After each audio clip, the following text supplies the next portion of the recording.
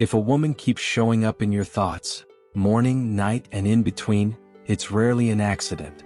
There are 4 real psychological reasons she stays in your head, and once you understand them, you'll know why you can't shake her, and what you should do next. When someone fills your mind this much, it isn't luck or fate. The brain doesn't obsess without a cause. There's a pattern, a trigger, a story behind why she lives rent-free in your thoughts, and figuring it out might just shift everything for you. But before we get into these 4 reasons, I want you to make a deal with yourself. As you hear them one by one, pause for a moment and ask yourself, honestly, which one feels like me? Which one feels like us? No sugarcoating. No pretending you don't know the answer. Because the truth is simple, awareness is power. If you want to build something meaningful with her, or if it's time to let go and reclaim your peace, knowing why she lingers in your mind is the first step. And by the end of this video, you'll know exactly where you stand, and where you should go from here. Welcome to Become Stoic. To our loyal subscribers, you are the heart of this brotherhood. If you're new, like, share, and subscribe. We dive into human nature and the psychology of female attraction. Let's get into it. Reason number 1. Unfinished business.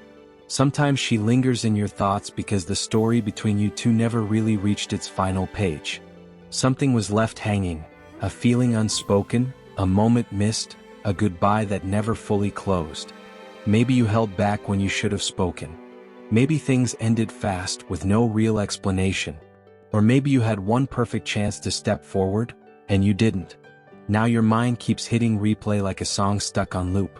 Here's what's happening inside you. Our brains hate open endings. There's an actual psychological term for it, the Zeigarnik effect, which simply means we cling to the things that never got resolved.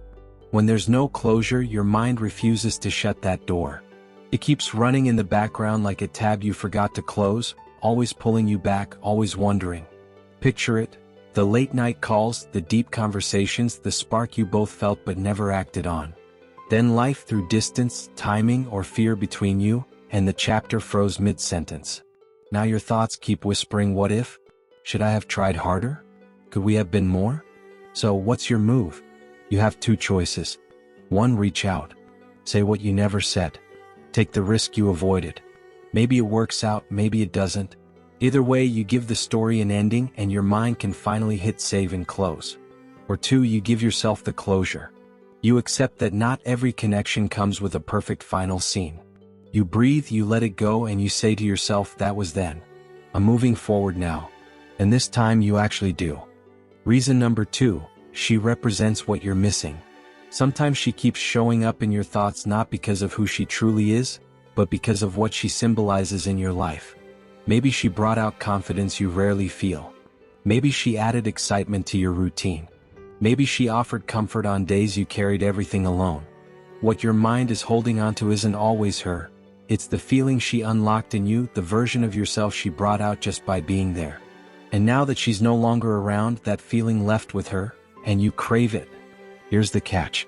Many guys fall into the trap of thinking, if I get her back, I'll get that feeling back too. But the truth is simple.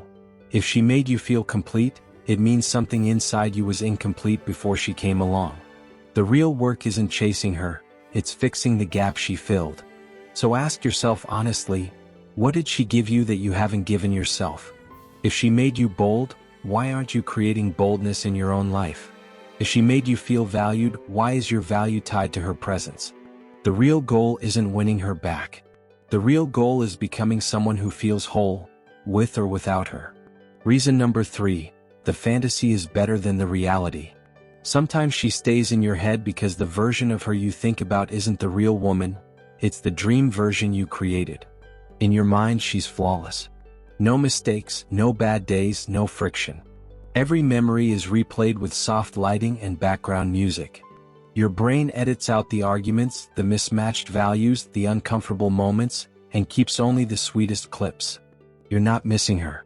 You're missing the story you built around her. It's easy to fall for the highlight reel. The way she laughed, the way she understood you, the way one moment felt perfect.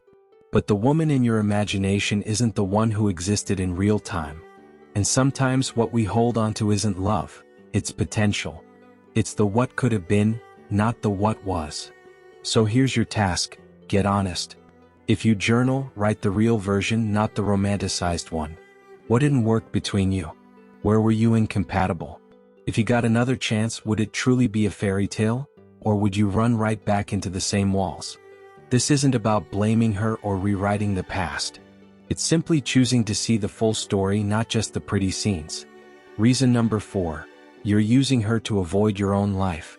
This is the uncomfortable one, the reason most people don't like to admit. Sometimes she stays in your mind because it's easier to think about her than to face your reality.